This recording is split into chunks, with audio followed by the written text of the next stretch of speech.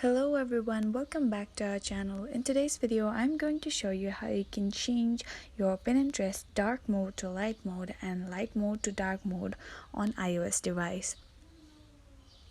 Watch the video till the end so that you'll be able to do the following activities by yourself. Okay, now let's move straight into the video.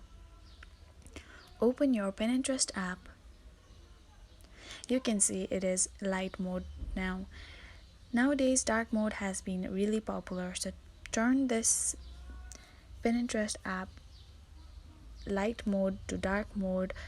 Scroll down on your phone, go to this bar, and then scroll down a little bit more, and the very bottom side you can see the scan code and this middle option and the ear type of option. Tap on this middle one to enable the dark mode.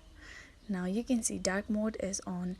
When you swipe down, this Pinterest app is on the dark mode. And that is how you enable dark mode on Pinterest or any other apps in your iOS device. And that is all for today. Now you know how to do it. Thank you so much for watching till the end. If this video was helpful for you, do like, share, leave a comment down below. Subscribe to our channel and hit the bell icon so that you'll get notified when we post new videos.